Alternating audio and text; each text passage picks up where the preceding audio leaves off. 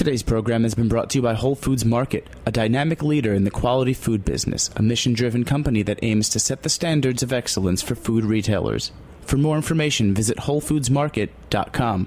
I'm Dave Arnold, host of Cooking Issues. You're listening to Heritage Radio Network, broadcasting live from Bushwick, Brooklyn. If you like this program, visit heritageradionetwork.org for thousands more. We talk about food.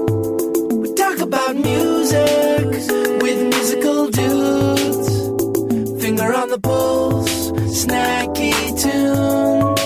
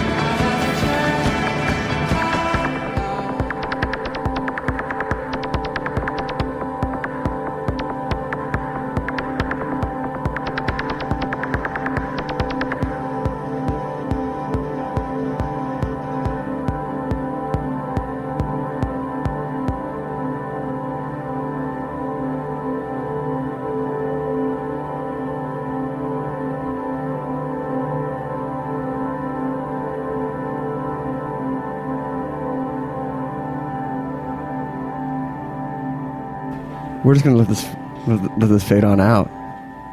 There it is. Welcome to Snacky Tunes. I'm one half your host, Darren Bresnitz, staring at a very lobster red Greg Bresnitz. Sunscreen, my man. I put sunscreen on. It was a spray kind, and I think I sprayed it like while the wind was going, so that's why it's like I have a streaky burn. But I'm just popping. So actually, someone gave me a homeopathic remedy, 2 ways, one of which you want to do it. One is yogurt. Cover yourself in yogurt. Yeah, we do. We have a bathtub. Or the other one is if you like do Earl Grey tea, like you make Earl Grey tea bags, you heat it up, and you let them cool down. Apparently, like whatever's in Earl Grey tea, like immediately cancels out the burning. So, you know, little homeopathy. Yeah, yeah. Have you done either of those? I did Earl Grey tea bags dipped in yogurt. Shout out to La Fooding, another amazing year at the Rockaways. How are the chilaquiles this morning? They were so good. It was chilaquiles with burrata and like heirloom tomatoes I'm so It was, jealous. but we also went to Rockaway Tacos, I had the chilaquiles there. and we had the fish tacos, and they were I heard awesome. you saw James Franco and Lana Del Rey. Klaus from PS1, James Franco and Lana Del Rey were like in front of us in line, looking very Sleep no more? unkempt. It was kind of weird, but hey, Hey, what you gonna do? It's the summertime. it's summertime. Summertime sadness? Did you have a little of that? No, because they were celebrating the PS1 openings. Well, welcome to Snacky Tunes. Super excited. Greg and I are back from our trips to Berlin and London, and Greg was in Croatia. Shout out to Modular for a festival. It looked amazing. And well, the opening track was from a band called Mahogany. Who- Welcome to the show. Awesome. Thank you. Yeah, you really got that. You took that directional instruction right on and got your mouth right on that microphone. Oh, I have one of these. Oh, okay. okay. Oh, so you know. Oh, not your first time. They're going to be playing live later in the show, but first up we have, I think this is maybe the 5th time we've tried to do this show, and the promise was that if we do the show, we had to be streaming the World Cup live. So here we are. Oh yeah, that's what I always wanted. Chris Schonberg. He definitely sent me a very nervous email on Tuesday being like, oh, hey man, I didn't realize. I was like, we have the internet, we'll make it work. So right now it's 0-0. Like, There's only 3 people I would do an interview during the World Cup with: you, Oprah, Funkmaster Flex. Awesome. In that order. I guarantee you, Oprah and Funkmaster Flex would not stream. They would not. they would not be. They would streaming. not. Oprah would be like, I'm sorry, what? Well, welcome to the show. First off, gotta say, congratulations. James Beard Award. Unbelievable. Thank you. I think... Is this the first of many? First of feast? No, we got it. We're about to feast on James Beard Awards Yeah. for years. Except I'm in Chicago. Would you, if you got nominated, would you go out next year to Chicago? I would definitely go because I love Chicago. Yeah. You know, it's...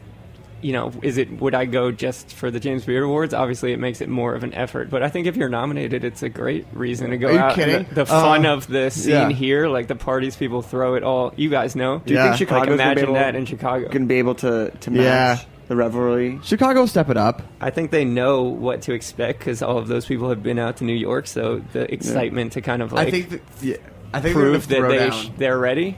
Yeah, They're going to throw down probably extra hard. probably. Just because they know that they have to, like... If they go like, yeah, the parties weren't that good. I don't know. They're going to throw a rave like EMP did. as long as you see Rahm Emanuel at every party, though. Yeah. For real. Do you it's think he'd gonna be like better. And you will. fully dressed, but just like the top button undone? Like tie a little bit loosened, but Definitely. like, he's like one step away from like being totally buttoned up and like you Yeah. know photo up. It's gonna be like Kanye at Publican, and then it's just Oh. gonna be better. Oh, by the way, so when we were in Berlin, we went to this restaurant called Polly Sol, and our friend Ornella sent us a photo that 2 days later Pharrell was there, wearing that stupid hat. Fine. Yeah. So Stupid hat. So that anyway, is very I gotta charitable say, hat. congratulations. I remember walking down the stairs to the Lucky Peach after party and seeing the award around your neck and not really putting 2 and 2 together. Like, my first thought was like, oh, I guess he's wearing someone's necklace. And then, but before we get into winning the award, let's go back and talk about First We Feast. And talk about how that started and your journey to launching that website. For sure, it was very natural the way it started, and I think I kind of hope that that's the reason why it's resonated with some people, because I was never a food writer, really. I had done some travel writing, worked for Let's Go travel guides. I don't know if you guys have ever read those, but they're like budget student. Oh yeah, let's go. Yeah, so like Explanation point. that has a food element, but it's like, how do I eat for $5 in this town? And then I ended up at Time Out. You don't tip ever. You don't tip, of course, but you're traveling in places where they don't tip, so it's okay. yeah. And then I ended up at Time Out, not writing about food, but met Jordana Rothman, who's Who's Shout the out- best? the JR. best ever, Yeah. my mentor. Gabriele Gershenson, also shout out to her. She was in the food section at the time, and I was really into craft beer. This was, 5 years ago. Craft beer, it's not like it was new, but it wasn't getting a lot of mainstream coverage. Time Out wasn't covering it that much. I kept saying, let me write about beer, let me write about beer. Slowly got a few assignments, started writing about bars, and found myself in like this food world, which was completely foreign to me, and fell in love with all of it. Yeah. But there was still this part of me that kind of was like, I had started writing about music and had all of these other interests. And when this opportunity to launch a website out of Complex, which is the parent organization that owns First We Feast, came about, it was like, can I bridge these two worlds of pop culture and food at a moment when kind of food is pop culture. People Right. talk about it at their, Yeah. quote unquote water coolers. I think the food is the new rock. Yeah. Like, motto is sort of lame, but it is like what we're talking about and what we care about, And what for our those of friends those care about. who have not had a chance or are just pulling up the site now, stuff like Instagram porn or like celebrity endorsements that you might not find about it. It's like very much marries those two elements, which is really it's great. I mean, and also what I like about it is like it doesn't take it too seriously. It's a lot of fun. It's a fun. You're like, oh yeah, this is like we're reading food. The goal always was, I called it like style section food journalism. Yeah. So it's like even in the New York Times, you see this divide. It's like the dining section is incredibly credible, takes itself very seriously, and does great work. And then you read T Magazine food coverage, and it's cool photos. It's like but a it's little all poppy. about like, this is like the coolest cafe in Berlin, and it didn't feel like it had the same sort of credibility behind it. And I wanted to kind of marry those two things when people were getting more into food and being more picky about what they were reading. Yeah. And so you got started, and it was Army of One at the beginning, right? What's that? Army of One? Army of One. Well, we're embedded in Complex, and it was awesome. My brother was working at Complex. So One day we'll do I had Brother him. Day. One day. Very sad that my brother refused to come out. He's a curmudgeonly fellow.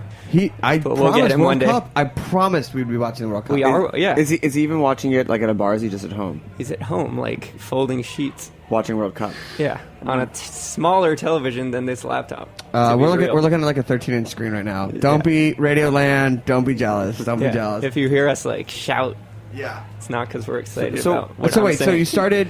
I mean, it was great though because you had the support and resources of Complex, Exactly. but you could grow. But you're like starting this whole new. It was business. like a startup with outsized resources, so we could make cool videos. We had cool art.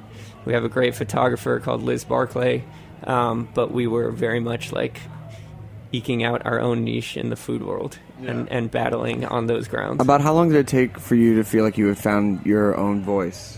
I feel like right off the bat. I mean, I say that as a reader. Did I ask you that question? No. So, Yeah, Jeez. I'll pass it to you. yeah. Hype man over here. When did you find that you found your original voice? It was, I do feel like it was kind of there from the beginning, and that's not to like boast that it was. I didn't know it was. I didn't know it would resonate, but the whole site is very organic in the way that it was like what I was into, what my brother was into, and how I wanted to cover it. And I just feel lucky that people were into it and cared about it. I mean, it's really fun. It's one of my reads every day. It's fun. I can't get. I mean, some of the depth. One of the restaurants that we just went to when we were in London, which was Story. And the reason why I was able to find it is because you did a whole piece on hidden restaurants, and it's one of the restaurants. And when I came across it, it's like hidden in this building, but it's out in the open. And I was like, oh, I recognize the. Oh, that's awesome. The exterior. Was it good? from First Feast. Yeah, they did this. Don't. I'll tell you off.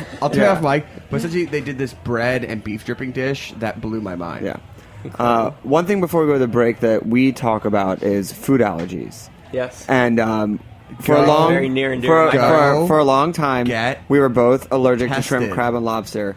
Darren is now no longer allergic. The C's are now 1%. How are you no full. longer allergic? You just grew out of it. I guess so. But My girlfriend what is and it like? multiple Shropshire's people. cat, where it's like the box of Schroeder's clothes- cat. Schroeder's cat. Did you say shrimp, shrine, or cat? Whatever it is. It might be Half-Life on pesticides. Yeah, pretty much. But I'm at the same time both allergic and not allergic at the moment, and I kind of like living in that. Well, as a man who's not allergic, it's awesome. But do you have food allergies? Yeah, you and your I'm brother? We're very not allergic. bragging here. So To what? I have really bad food allergies to peanuts and tree nuts. What And What are tree nuts? almonds, pecans, walnuts, like every other nut. So all Brazil nuts. So you could just say all nuts. All nuts. But you like saying But- peanuts and tree nuts, right? Well, in restaurants, it's important because the peanut is a legume. but all nuts is still all, All nuts. nuts. It is, but it's weird Oh, to say I'm that's a allergic lot of- to all that- nuts. That's pretty scary. Yeah, it's not How bad's ideal. the allergy? It's severe, but I'm not going to bore people with this story, but I have a weird exercise-induced anaphylaxis, so it's like eating nuts, and then if I ran around Roberta's 5 times, I would be guaranteed to go into anaphylaxis. If I ate nuts and like chilled, I might be okay or have a mild reaction. We'll tell another story. Yo, I'll tell you a story. baby, I'm just trying to eat peanut butter and chill. Yeah, I'm not trying to get it cracking after. So how does that affect you, like going and like tasting dishes and going? Yeah, so like, it was So all interesting. Elvis inspired dishes are off the table. Yes, absolutely. So that food and music thing is just out. Yeah, I don't know why I even went down this route. I should close down first we feast. No, but I mean, it was tough when I started because, as I say, I kind of fell into food writing. Yeah. And at the beginning, it was one of those things that was sort of awkward to bring up with an editor. So I remember one of my first assignments was for the dessert issue of Time Out. And I was supposed to get Brooks Headley at Del Posto, Piche Ong, and Alex Stupak when he was at WD50 to make like a dessert inspired by a New York Peanut butter classic. brittle. It was like cheesecake, like black and white cookies, and I forget what the last one was. And I was thinking like, should I tell these guys to like not use nuts in their dish because I have to taste it? That would be really bad journalism. And I felt really awkward about it. And then I sort of, as I became more professional at it, I realized, hey, look, I'm not going to be a critic. I'm not going to be the New York Times critic because I don't think it would be fair to review a restaurant, say an Indian restaurant, or, you know, one of these great pastry chefs' Oh, God. dishes Chris is the without, new critic? Yeah. Fuck. But Where's all the peanuts? I realized there's other ways to write about food where I can work around those hamstring, you know, things that I can't really eat. Have you had any scares? nuts are Yeah, like... absolutely. I'm trying to actually formulate a piece that's been tough for me to write about what it's like to be a food writer with food allergies, and I've had some bad experiences at well-known restaurants, which I won't go into now, but kind of deciding whether to name them. No. I remember I was at a shame game. I was at a dim sum But place. I mean, it's situations where you... of course, I never would put the responsibility on the restaurant. I'm going, it's me. But if you're having a conversation where you 8 times have conferred with the waiter or waitress and they know the allergy, and then they're just like, "Oh, whoops, we served you a thing with nuts all over it." I don't know where that gets tricky. I'll tell you what. I went to a dim sum restaurant once, and I went to a seafood dim sum restaurant. I knew I rolled the dice, and I asked the woman, I was like, "Is there shrimp in this dish?" She's like, "No." And then I came and she's like, "It's eggplant." And there's a piece of eggplant in a like 2 shrimp wrapper. Yeah. And I was like, right. I was like, well, I guess this is on me because I like decidedly went to a place where shrimp or what I'm allergic to is just going to be in the food no matter what I try and say and do. And you've also talked about people with fake allergies. Yeah, not fake allergies, but okay. I really hate the to launch gluten-free thing has hurt people with real allergies because it's become a national joke to say I'm gluten intolerant or, I can't eat this and that. And these are people who do not have anaphylactic shock. They just don't want to put on weight or whatever. What about people who you find intolerable if they eat gluten? Yeah.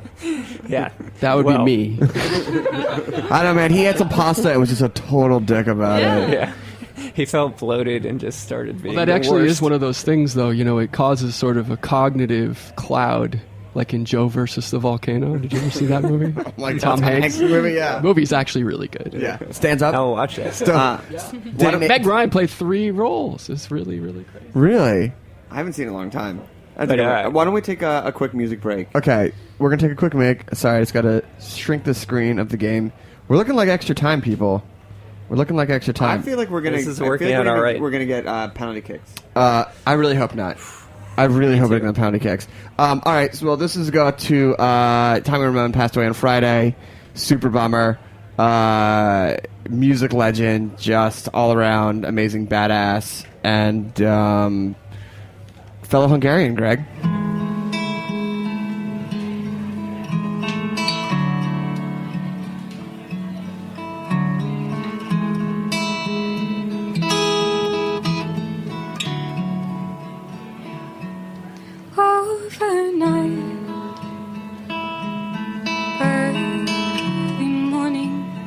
London time, I was waking. I remember all the time.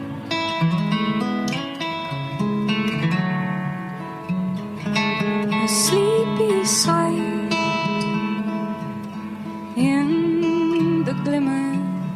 of first light. I was wavering.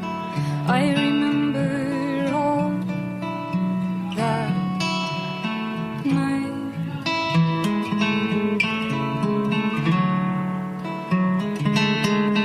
Under cover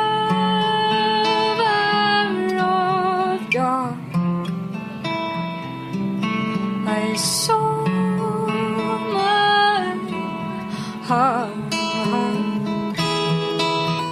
soothed to start.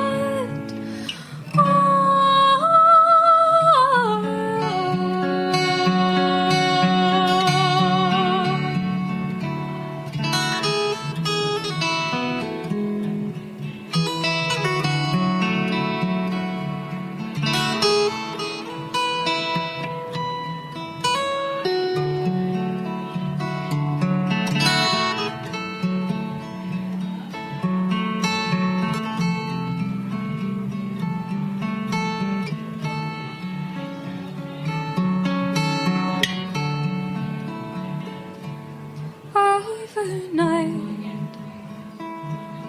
early morning, London tide. I was waking. I remember all the time. Oh man! Perfect. All right, I just want to let you know. Really nice. I just want to let you know that showed up. We showed up. 2 pizzas. 2 pizzas that the band can't eat, and then 2 salads smothered in nuts that Chris can't eat. This is the most allergic room. Now we just need, if we could just get like about 18 shrimp in here. I signed no waiver before coming in here. Yeah, that's on you, bro. So we were talking to Chris Schonberger at First We Feast. So what was that first year like? I mean, what was it like? Like really getting settled. Like, when did you feel like you were like clicked in? It was weird. I mean, the first year was just a grind, in a good way. But it was definitely sort of trying to compete with all of these other food outlets that I had a lot of respect for. And food media at this point is so competitive. And you've got all these new things launching, but also places like Eater, Grubstreet, that are already quite established. And, of course, all of the magazines like Savuer and Food and Wine. So the question was, how could we reach an audience, being an online media-only entity where we had to kind of get up to certain traffic goals very quickly, while also creating a brand and identity for ourselves where we didn't feel like we were like starting off on the wrong foot, because to me that would be the worst thing ever. We wanted to have a voice that was like slightly younger, pop culture informed, and basically cover food from the perspective of someone who's not exclusively interested in food and has other interests in their life. What type of lessons do you feel about like scaling fast, but like also keeping like an authentic voice, not just going for like clickbait type of pieces? Clickbait. I mean, there are certain things that just straight up work on the internet, and I think it's easy to disparage things based on form, like because people have seen so many lists, they will say, lists represent the downfall of the internet. But there are good lists and ones that are actually thoughtful and well written and have great photos. So it's not like we were going to throw that out the window just because we didn't want to be a clickbait website. But it was like finding that balance. And I think this is true in anything that you're doing. You have to try a little harder. It's like if you're going to get the traffic off of something that you know that people are going to click on, take the extra effort to write it well and make sure it's not stupid. And like a lot of people don't do that, in my opinion. If you're going to put a picture of a dog eating a donut. Yeah, make it really funny. Yeah. Okay. Make that post funny. Make your voice stand out, even if you're commenting on something a little bit silly. Make it the best damn dog I think eating I it. learned that, actually, I went in almost like on the opposite side of that, having come from Time Out, and I was sort of got more serious about food coverage than I ever had before. And I had like lost my sense of fun a little bit, where I was like, I'm not going to post this because it's like too stupid. But then I was like, no, it made me laugh. It made everyone in the office laugh. So let's just make sure that's not the only thing that we're about. Let's balance it with some good essays and interesting columnists and sort of stories with in-depth reporting. And what I like about what First We Feast has become is that you can't really box it in. Like, I don't think you can describe it in one sentence. Right. Speaking of fun boxes, you written about why big box restaurants in New York. That was one of the best transitions ever. He said both the words, but now it's I thought you were going to talk about Hot Pockets, though. I mean, we can talk about the dude who had sex with the Hot Pocket. Let's talk a hot box. Let's talk about that. Let's talk. I mean, let's get into that. Well, we'll how about we close on the guy who fucked the Hot Pocket? Yeah. Well, I want to know let's save that. That's your best 20 minutes at the end. You know what I mean? Yeah. Yeah. So big box career restaurants. peak. Big box restaurants, I love, and which one? Everyone. Cheesecake Factory is my favorite restaurant. Really? Yeah. You guys can't eat cheesecake, can you? That's like a pile. I don't want to either. Yeah, but I mean, is that? Do you like it like in an erotic way? No, like I liked it growing up. My brother and I, we haven't talked about it yet, but I love nachos, so I'm just gonna put that on air right now. Wait, let's talk about nachos. Let's talk about. So you've done 2 nacho competitions of elevating nachos to the next level. Yeah. Let's talk about that. So my brother, I mean, this is where We're the whole thing digression. The whole thing started with me caring about food. Was nachos. My brother and I, since we were 8, 9, 10 years old, everywhere we went, everywhere we traveled, we got nachos, and it was sort of like the thing we bonded over our whole lives. I don't know if you guys have a thing that you ate your whole lives together and cared about. Obviously, you bond Grandma's over chocolate food. cake. Spare ribs. Yeah. Burritos from San Francisco. Although, have we ever been to San Francisco together and eaten burritos? One day we'll get to San Francisco. So, hey, if you want to make a story, send us to El Farolito, San Francisco. We eat burritos. Farolito, so we'll good. literally go there and just hop right back on the plane. You don't even need to pay for So nachos. We half-heartedly started a blog, nachohunters.com. Still exists. Don't really recommend going there, but there's some amusing articles on there. But it was cool that when we actually had this site, First We Feast, that we were working on together, we could pursue our love of nachos in a way where actually people would look at it. So I was like, oh, we got to step our game up. So the first year, we did the nacho battle with Alex Stupak at Empeon and DJ Dieselboy. Shout out DJ Dieselboy. Shout out DJ Dieselboy and Stupak. I mean, I was amazed that Stupak was game for it, because obviously Empeon has nothing to do with nachos or Tex-Mex or anything like that. Nachos is that high-low food that all chefs love. Yeah. So he totally embraced nachos it. In your category? Yeah, nachos, good. The corn.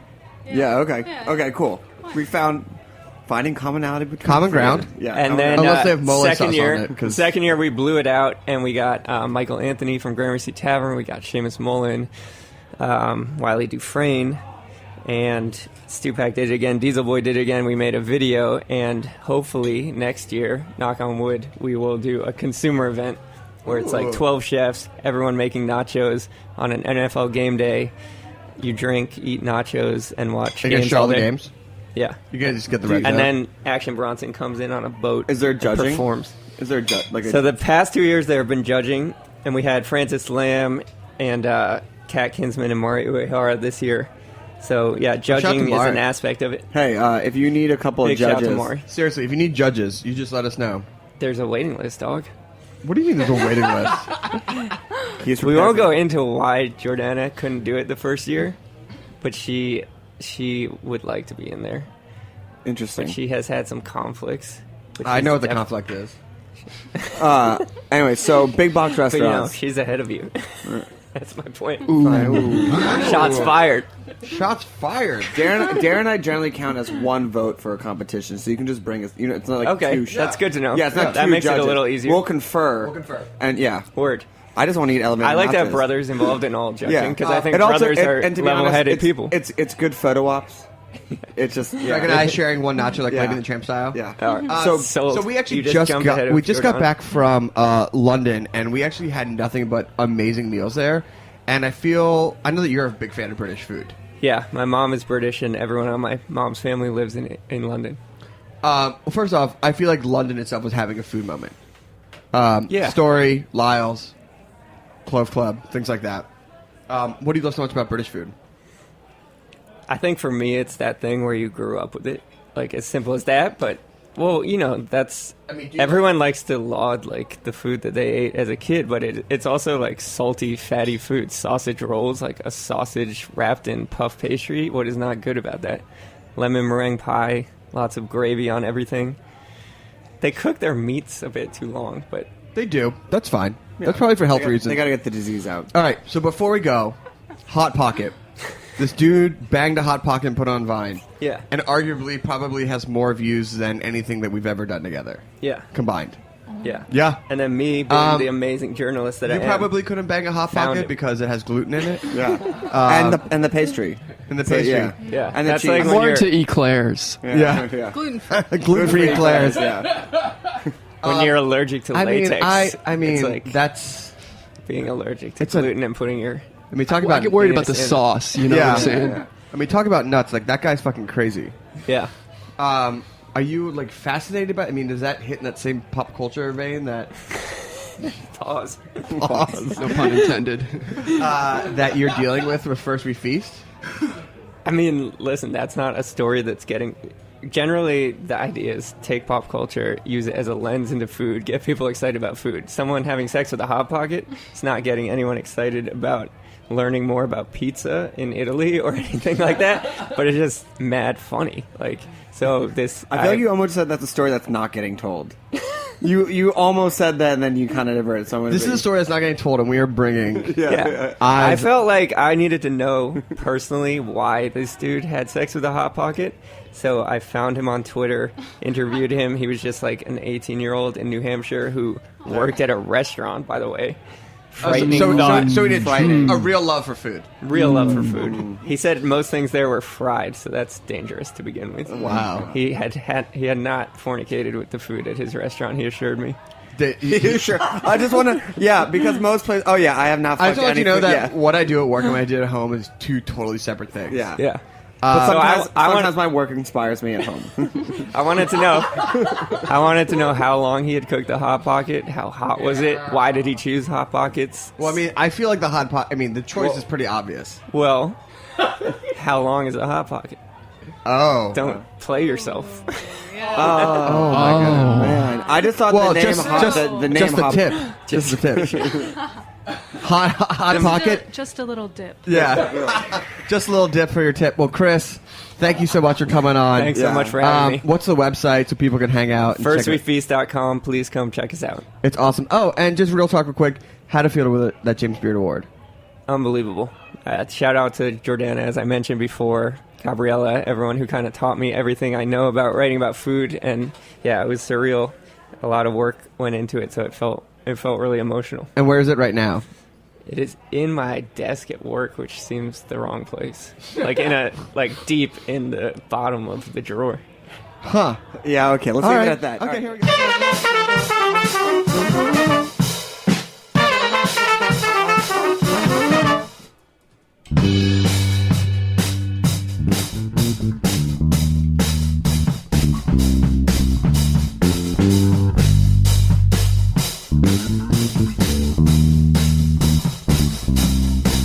To have the beast inside her breast, she devoted her life to being the best. She helped all of those in need. She gave away everything, but she couldn't give away the beast.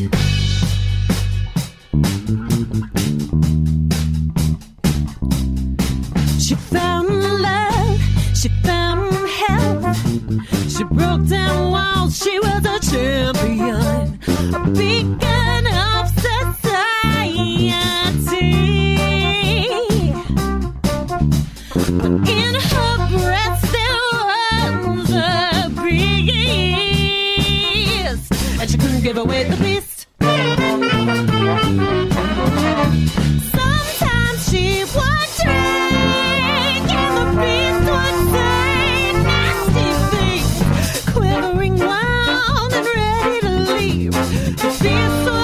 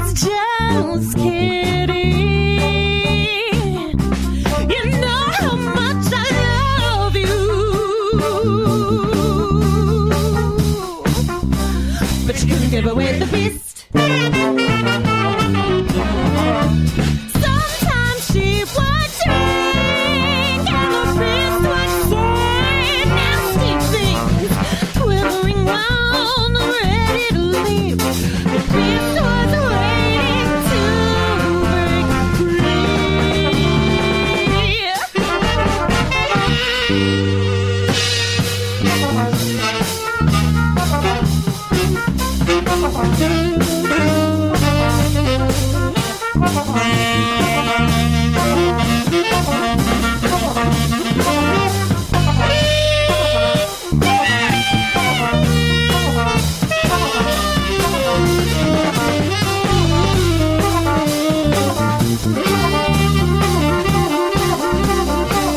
Sadly, as the years dragged on, her friends grew tired of the song. Left to rip her lover, wolf and a little beast.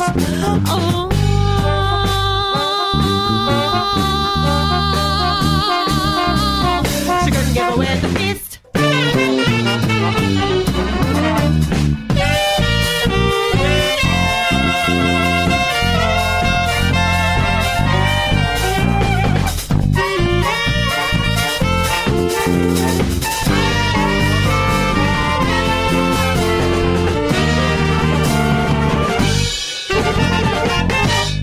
So Mahogany, welcome to Snacky Tunes. Thank you. Thank you. Really great to have you. Really great to have you here. Why don't you give us a little background on how you two came to be? Well, this iteration of the band is about 4 years on.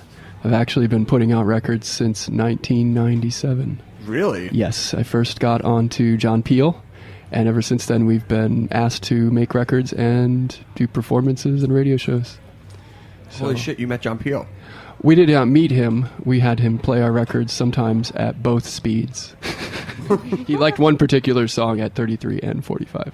Really? So, yes, so my friends in England would tape the show and send it to me after he played the records. Oh my God. That's how we got started. Tape the show and send me a cassette, my friend. Yes, well, I started out in Michigan outside of Detroit. It's fairly empty there, and moved to New York in 99, so... Oh shit! So you've been in New York. You've seen the changes. Yes. Mm-hmm. Where did you first move? Brooklyn. So I lived up in Greenpoint. So you've seen some shit. I've been all around. I managed 2 different recording studios here. One which was over at Morgan and Grattan, and the other one, the Civil Defense, is now in the Gowanus area. Do you have any stories of when you first moved to Greenpoint that would make people who moved to Greenpoint today cry and be like, "I have no idea it was ever that bad"? Well, Bushwick was kind of more like that. Yeah. With lots of burned out cars and packs of dogs, so you would be better off on a bike. Packs of dogs? Packs of wild dogs, that kind of thing. Yeah, it was the Badlands, man. It was really, really interesting. Where do the packs of wild dogs go now? Like, do they just get rid of them? Kill them? Yeah. I don't know. You ever seen The Leftovers? They're not our dogs anymore. It's like the I haven't Sochi seen it Olympics. yet. It's good. Watch it. Yeah. So then, how did this iteration come into place? Well, I was working on a record with a very large group of people, and I kind of finished with that, and I actually was working for Christie's, the auction house, and What were you doing for Christie's? I was doing graphic design for a magazine that if you spend $1 million at Christie's, they'll send you the magazine. It's called Highlights. No. Yeah. And so then if you look at a photo, would you find the Monet where it was hidden? Oh, no, I'm saying if you went to the... That's a Highlights original. Right. We're thinking of Highlights for Children, which Yeah. we did try to tell them, this is already a magazine, but And they That, were really into the idea. everyone has read. Yes, like Boy's Life, yeah. Hey, have you ever been to a dentist? It's in there. Okay, well, we can talk about there. But anyway, so you were Highlights. Right, I was there, and then I met Jacqueline through a mutual photographer friend, because I was spending some time in Philadelphia, and I kind of go back and forth pretty much equally. We both do, really. We have a name for it. We call it New Phil York Delphia. Interesting. So it's part of our futuristic commuter existence. The Sixth Borough. Remember that article? They've been saying that. I found a poster from 1848, and they've been saying that ever since then. When they first built the railroad, lest we become the Sixth Borough. Wow. Yeah, so that's been something that's been perennially on people's minds. Well, we're from right outside Philadelphia. Oh, right on. Cool. Yeah. Have you been to the Dolphin yet? Oh yes. So good. It's fantastic. The fantasy of a club. We've got some pictures of her getting down on Instagram, so you can check those out. Which is Mahogany_band. Mahogany_band. So how did you get in the mix? When did you start doing music? With Andrew, actually. I was a ballerina growing up, and I had no real musical experience until I met Andrew through this photographer, and he kind of showed me the ropes and was like, let's do this, and threw me right in front of a 12-string guitar, and kind of has been my mentor. Fuck you and your 6-string. Yeah. We're going straight to 12. There's only 2 people in the band. We need all the strings we can get. Yeah. And how was that like? Going from no musical background, obviously having some sense of rhythm from being a ballerina, but like no actual. How long did it take for you to be like, yeah, I'm not just like kind of playing the same thing from memory over and over again? Right. I mean, it's kind of like the same thing with dance, muscle memory, but it took a few years, and Andrew's a really tough teacher, which is great and totally beneficial. But, I mean, here we are 4 years later since we met, and this is where we're at. What is one of your, like no hold barred teaching, like, rules or methods? Plug the guitar in. Like, don't sit in bed, like, in your panties, playing the guitar with no amplifier. So that's kind of like the rule at home. I mean, I feel like that's where I got lost. That was just, like, in bed, playing in my panties. And just, it's just fun. Yeah. Would you, like, tape the guitar to her hands and be like, I'll untape it when you get the song right? No, we just started out with really, really simple things to play that were already kind of part of the songs. Because there's, like, plenty of things that... I mean, most of the music is kind of like a lot of repeated motifs that get sort of cycled through, like Steve Reich or Philip Glass or something like that. You know, I grew up with those composers. Right. I grew up as a cellist, so I took in my conservatory freshman year to finally realize I wanted to look at other instruments and music production. Most of the music I've done is actually, from a production standpoint, has been for other bands. All right, well, let's hear a song. Let's hear some of this. All right. What are you going to play for us? This is actually from our newest record, which will be coming out in the fall, and we're doing a tour. We'll be in New York, Boston, LA, a lot of other places. Can we come to the show? So this is called Keystone Sonata.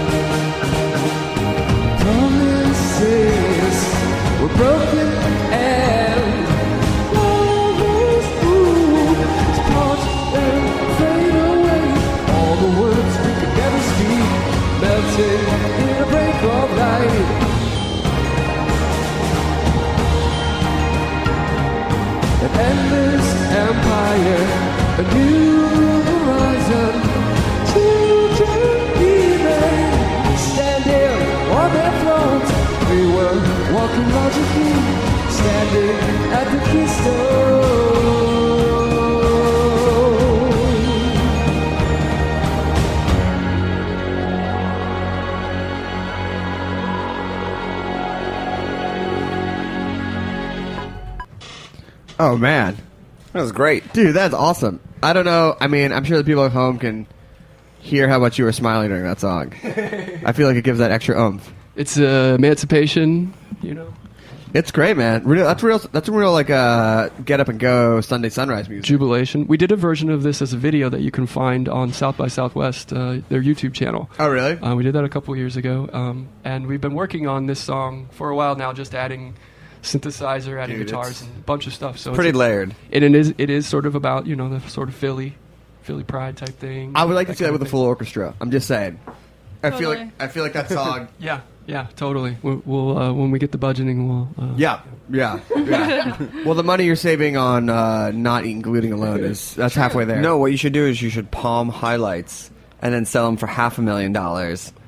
Yeah. Well, let's do it. Well, that's the other thing is that we have thought about maybe we could see what you guys think of this idea of a book caravan, because I also do book design for Rizzoli. So I've done 3 different books with Thurston Moore from Sonic Youth. If you look up Mixtape, The Art of Cassette Culture, this is a book that I brought together with a group of my friends, and then we pitched it to the publisher, and they said, it's great, but we want to get Thurston, get somebody famous on it or whatever, so we got Thurston on it. And we ended up doing a few other books, Grunge, which is the photography of Michael Levine, and Punk House, Interiors in Anarchy, which is kind of an interesting interior decorated book, somewhat food related. Is it like modern punk houses? It's squats from across. So yes, Abby Banks is the girl who did all of the photographs. She's brilliant. Man, you guys are just creative forces, putting it out across all mediums. That's the point. I mean, isn't that what we're supposed to do in this McLuhan-esque age? Is just hit all fronts. Go for it. Absolutely. Full spectrum dominance. I mean, that's one of the great things about working across all mediums. I know that Greg and I work in we did TV, we did radio, we do events, things like that, and just at the end of the day, it's just about the creative process and putting out something. Yes. And it doesn't really matter actually being pigeonholed into one sort of going oh, I thought you just did music. That's done. That's over. Yeah. I mean, I think that especially after the 80s, it's kind of impossible to not have a visual for your music. And I mean, it used to matter not what even people looked like. Now it's actually pretty critical. And how would you describe the visuals for your music? Well, we do a lot of filming where we're just, I mean, if you're familiar with, you're familiar with Philadelphia, we'll just go deep into the north where everything's falling apart and do some frontiering, as we'll call it. Just the urban landscape is really interesting. So a small HD rig and just take that out. And then we also do a lot of animation at home. Really? So, yeah. What type of animation? Mostly just with color and like markers. You know what I'm saying? Like just like stop motion stuff? Yeah, but abstract. So and then we were looking at your website. Can you talk about the ballet performance you did in the subway? Sure. I've been working with this Instagram follower, cat_in_NYC, and she's got hundreds of thousands of followers. followers. NYC. Yeah. She's amazing. She's awesome. She's amazing. Russian woman, super great. I met her a few months ago. Okay. We did this Insta meetup, and she's just I was like, oh my god, she's super cool. She's super cool.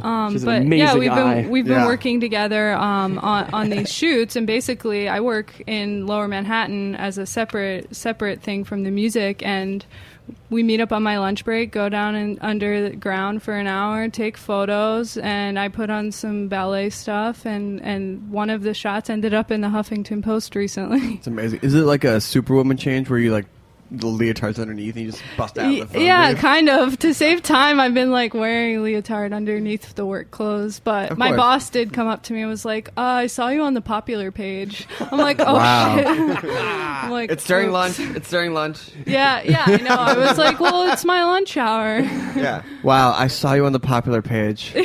Man. It's a song lyric. So that's great though. That's so much fun. And are you dancing in the subway? Or are you just doing poses? Yeah. We're going back and forth. I mean, it depends. Some of the shots are in Soho, some where we had more room and the street was a different surface. Then we could do more dancing shots and turning and stuff. But most of our videos, the two videos Andrew and I have done together, we've done some choreography and that's all. She's been humble. Dancing? My dancing, since I was a kid, I was in the pit orchestra because I knew right where I should be. But I would just like to say that, I mean, she's just a genius, really. I mean, there's a lot that's behind it. She's being very humble.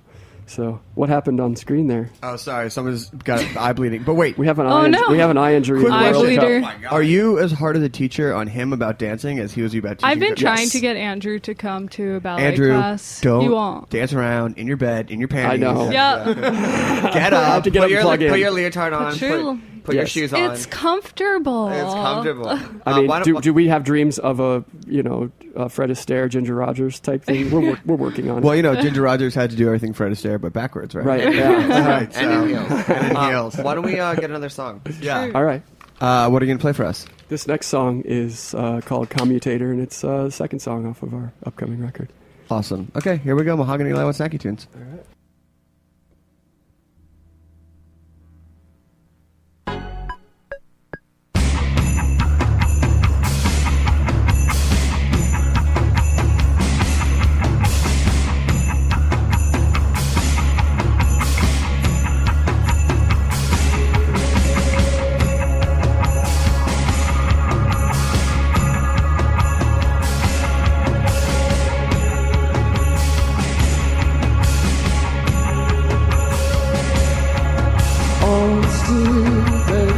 Broken, hollow shell that became my wishing well. My own little foxhole, a bunker for a lost soul, really in the season of control. A messenger to the comrades who were there every night and day. Well, they will knock out ship towers, flood you into darkness. Oh, they will knock out your towers, flood you into darkness. But the commutator runs, the commutator runs, the commutator runs, oh, the commutator runs. It feeds all the children, feeds all the children, it silences all the guns. A measure for the lost, a measure for the lost, a measure for the lost, and a measure for the fallen. A measure for the lost, a measure for the lost, a measure for the lost, and a measure for the fallen. A measure for the lost, a measure for the lost, a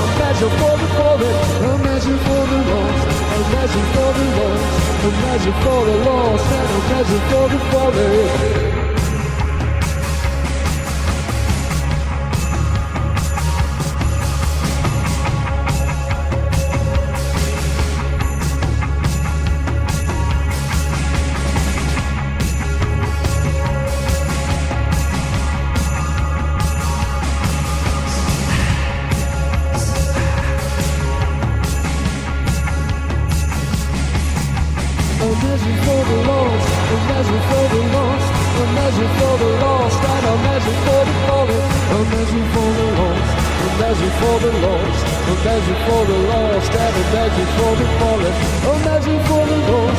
measure for the lost, a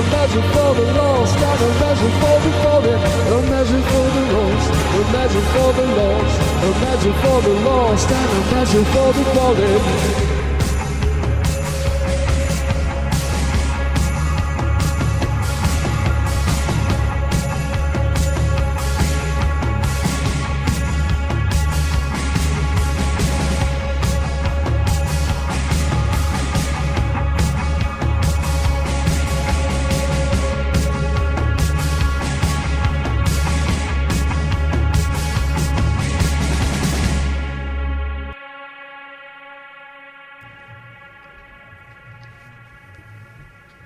Well, I think the entire country of Germany should thank Mahogany for sending out those posy vibes.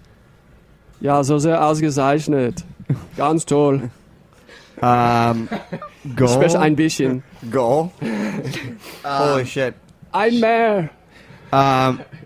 So, how do you guys inspire each other in the creative process? Because you guys are obviously both creative in your own factions, but is the sum greater than the parts when you two get together? 1 + 1 = 3 or more. Yeah, seriously. But that's actually a title of our song, a song of ours. But I mean, seriously, you guys are really. It's intimidating in a way because you're really sort of covering every, it's graphic design, books, dance, music. It's just there's not a lot that other people can really bring to the table. So when you guys get together, is it just like this like ball of inspirato? Well, we did some research, and the word that we found was charrette. Yes. Describes sort of a workshop attitude towards needs-based, getting things done in the moment, like sort of. So we don't like. I don't know that there's a significantly consistent process. It's more or less like we know we have a couple hours. What do we got to do? Charrette? Charrette. Charrette. What, English? I guess it used to be French, but it was French. anglicized. Yeah. More meaning an architectural sort of get down. How did you find this word? I forget. Because it's related to students who would cram to create models for architecture finals. That's where this context I saw it in. So, yeah, it's a good word. Thanks. So are your they're not really, I guess, writing sessions, they're like creative sessions? I mean, it's just sort of like this. The songs, for example, in some cases they write themselves. Like Keystone, there's a word in that, vicissitudes, which means regular changes. Okay. Right. I had no idea what the word meant, but I apparently had heard it at some point previous, and it came out in the lyrics when I was writing one day. So I had to go look it up in the dictionary after that.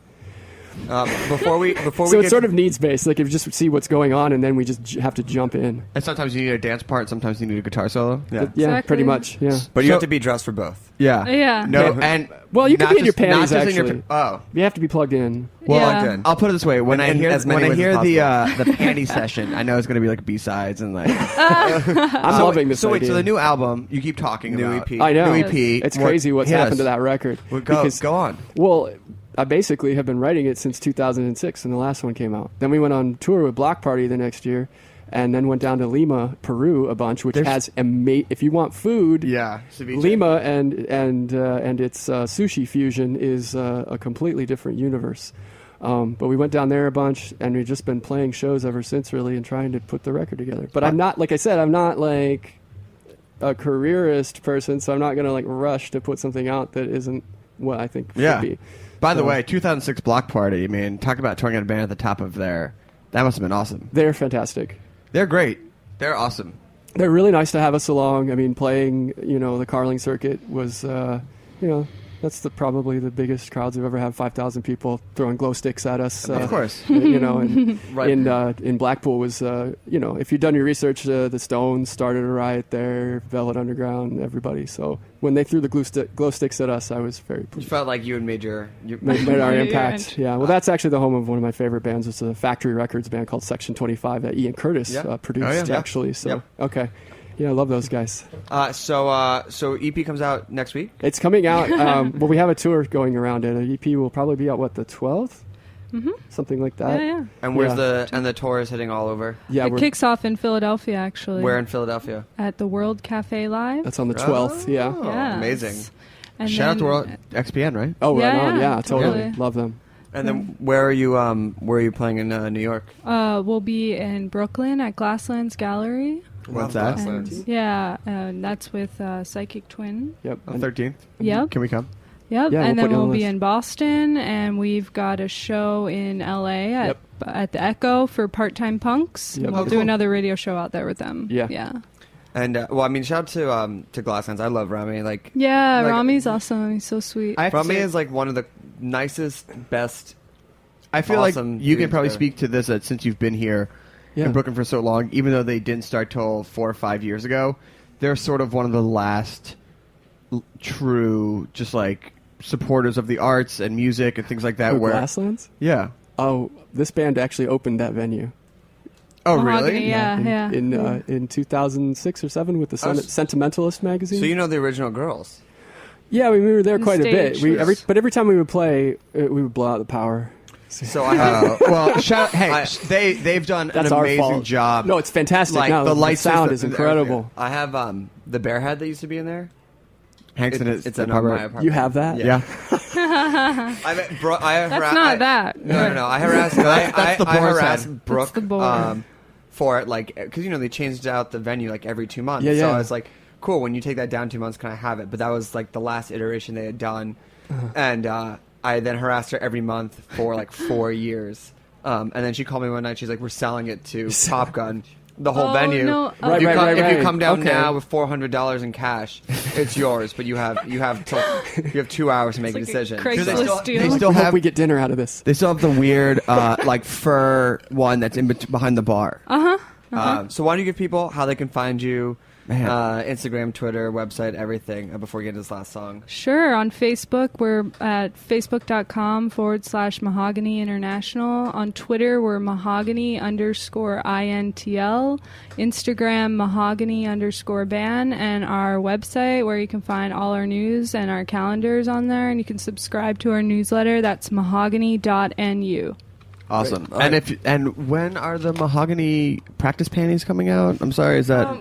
Those will be what the tour we're going to do is silkscreen. Okay, cool. Yeah, we'll be selling them on the site as well. Okay, awesome. And they're just going to say, get up out of bed. Get up out of bed and practice. Yeah. Or they'll say, plug it in. Is what Plug it in. Yeah. Oh. Quarter-inch cable. Okay. And in your spare time, you write jokes. Punch-ups for Hollywood. Well, thank you to everyone.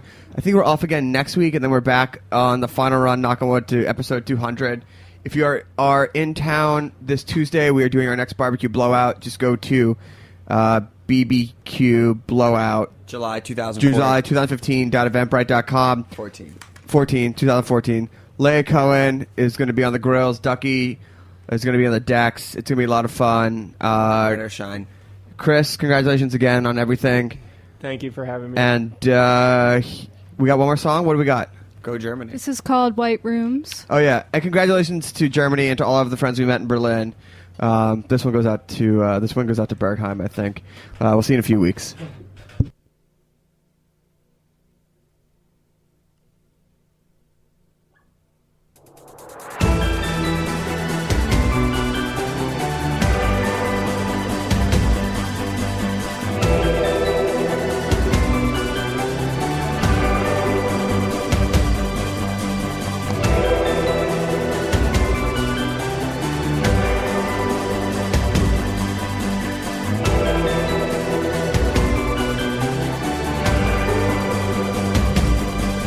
Jackie's got the big waves of stars, waves of fire.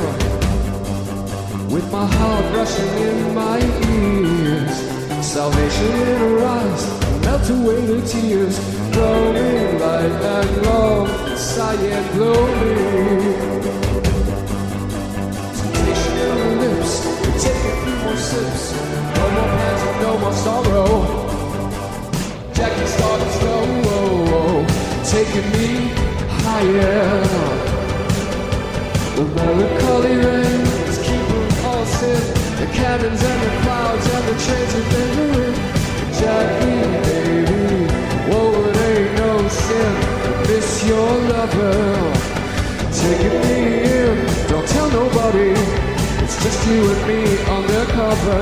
Oh, Jackie's kisses, Jackie's kisses. Jackie's kisses, Jackie's kisses, Jackie's kisses, Jackie's kisses, Jackie's kisses. Will always be so much to me. Will always be so much to me. Will always be so much to me. Will always be so much to me. Will always be so much to me. Will always be so much to me. Will always be so much to me. Will always be so much to me.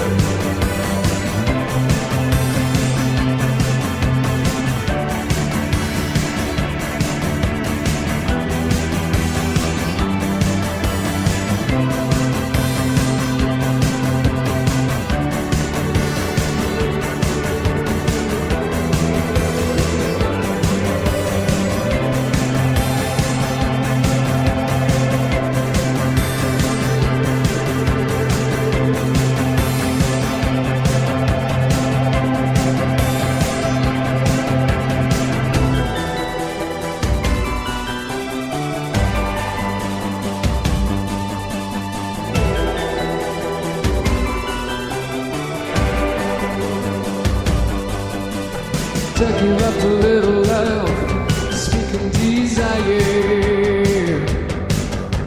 We cannot just begin. I miss you very much. To cry together every day, we have to stay in touch. And Jackie, baby, take my hand, smooth your tresses. Tears are falling on stocking tops and newly sewed summer dresses.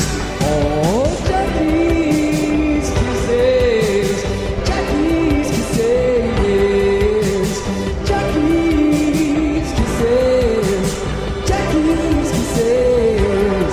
Oh, Jackie's kisses, Jackie's kisses, Jackie's kisses, Jackie's kisses. Will always be so much to me. Will always be so much to me. Will always be so much to me. Will always be so much to me. Will always be so much to me. Will always be so much to me. Will always be so much to me. Will always be so much to me.